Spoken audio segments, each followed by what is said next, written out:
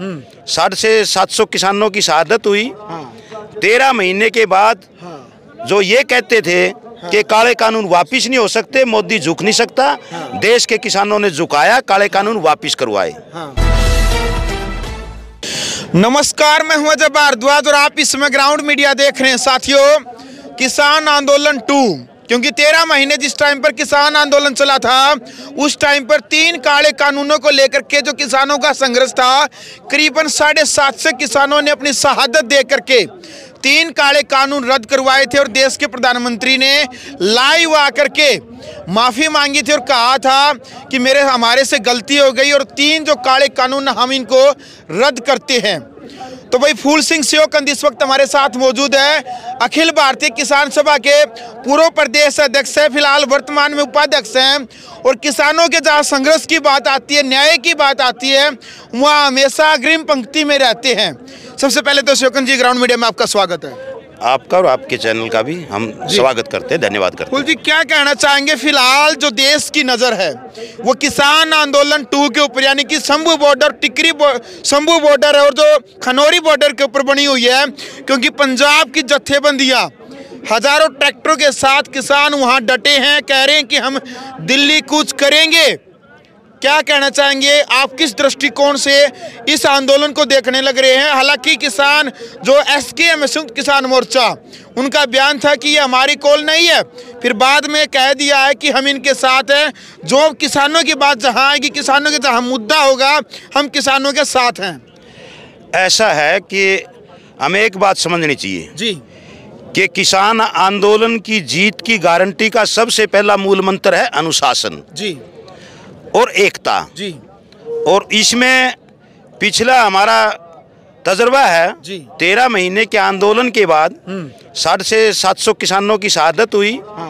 13 महीने के बाद जो ये कहते थे कि काले कानून वापिस नहीं हो सकते, मोदी झुक नहीं सकता, देश के किसानों ने झुकाया, काले कानून वापिस करवाए। जहाँ तक अब बात है संयुक्त मोर्चे की जो काल है, ये होता है कई बार कोई संगठन, कोई ग्रुप, कोई इलाका मांगों को लेकर के आंदोलन करता है, तो संयुक्त मोर्चा जो राष्ट्रीय स्तर का मोर्चा है उसकी शपथ समझदारी है और हरियाणा की भी शपथ समझदारी है कि जो भी लड़ेगा अपनी मांगों के लिए लड़ेगा, हम उसका समर्थन करेंगे। क्योंकि मांग ये किसी एक ग्रुप की, एक यूनियन की नहीं है, मांग है किसानों की। MSP का मुद्दा बहुत बड़ा मुद्दा है।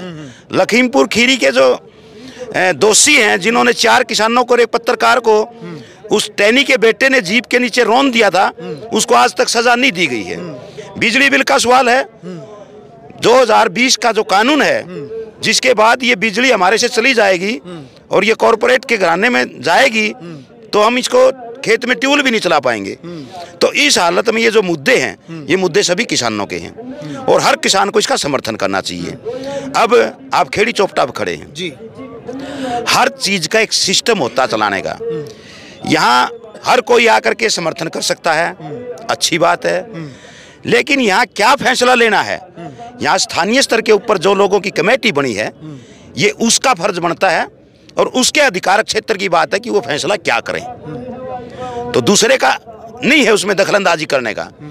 अगर ये राय मांगे, हम जींद से आए हैं, जिला भी अलग है, लेकिन हमारा संबंध है यहाँ बहुत नज़दीक होने के कारण, क्योंकि मेरा गांव उचाना है, सब तरह के लोग हैं। अब हमारे से कोई राय मांगे तो हम राय दे दें, लेकिन हम ये कोई बात करें, हम उसमें कोई अपनी तरफ से कोई ताल ठोकें, वो अच्छा नहीं लगता। ये पंचायती सिस्टम नहीं होता। तो यही होता संगठनों का। जिस संगठन ने जो आह्वान किया है वो उसके ऊपर चले। बिल्कुल। संयुक्त मोर्चा जो राष्ट्रीय स्तर का है उसकी साफ समझदारी है। अभी 2 दिन पहले चंडीगढ़ में मीटिंग हुई है। अब उन्होंने दमन के खिलाफ पूरे देश के अंदर विरोध किया, पुतले फूके। और अभी 26 तारीख को भी WTO की मीटिंग हो रही है और WTO से जब तक इस देश को बाहर नहीं निकाला जाता ये नीतियां ऐसे लागू होती रहेंगी।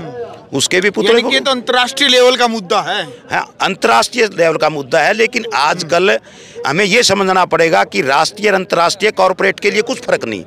ये हमारे लिए सीमाएं इंसान के लिए है, कॉर्पोरेट घरानों के लिए कोई सीमा नहीं है। आज वो कहीं भी व्यापार करे, यहाँ अंबानी अदानी को अगर बिजली यहाँ फालतू महंगी बेचने में उसको फायदा होगा तो यहाँ बेचेगा। अगर दूसरे देश में बेचने से फायदा होगा, वहां बेचेगा। यही तेल की बात है, यही कोयले की बात है। जब इनके लिए तो सारी अंतर्राष्ट्रीय सीमाएं खुली हैं, अंतर्राष्ट्रीय जो घटनाक्रम होता है उसका हमारे ऊपर असर पड़ता है, ये हर किसान को समझना पड़ेगा। क्योंकि आज अगर आप देखें, तेल की बात हो, कोयले की बात हो, बिजली की बात हो, क्या इनसे हम प्रभावित नहीं है? हमारे को कहा तो ये कहा था कि हमारे देश के अंदर खाद के कारखाने बंद कर दिए वाजपेयी जी के टाइम में जी। 5 कारखाने बंद कर दिए खाद के, और ये कहा था कि कंपनियों का खाद आएगा वो सस्ता पड़ेगा। हमारी खेती बाड़ी की यूनिवर्सिटी हिसार के अंदर वहाँ बीज तैयार होता था यहाँ के इलाके के मुताबिक। मेरे को ध्यान है, मैं खुद वहाँ का विद्यार्थी रहा हूँ। वहाँ जब हम पढ़ते थे 777 नंबर कपास होती थी, यहाँ खेड़ी के इलाके में सारी वही बोई जाती थी। 10 रुपए की थैली आती थी 2 किलो की बीज की। वहाँ बीज बनाना बंद कर दिया और ये कहा कि कंपनियों का बीज आएगा सस्ता पड़ेगा। आज हालत क्या हो रही है, एक कपास का किला बोने के लिए 2000 की थैली लेनी पड़ती है, 2 थैली डालनी पड़ती है, 4000 का बीज पड़ने लग गया। कहाँ गई ये खाद का कट्टा जो 380 रुपए का था डीएपी का, आज 1200 पार कर गया। और दूसरी तरफ ये लूट मचा रखी सरकार ने, खाद के रेट बढ़ाने लग रहे हैं, वजन घटाने लग रहे हैं। 50 किलो का कट्टा था वो 40 का कर दिया, कल 30 का कर देंगे। ये जो लूट मच रही है, इस लूट को आम किसान को समझना पड़ेगा।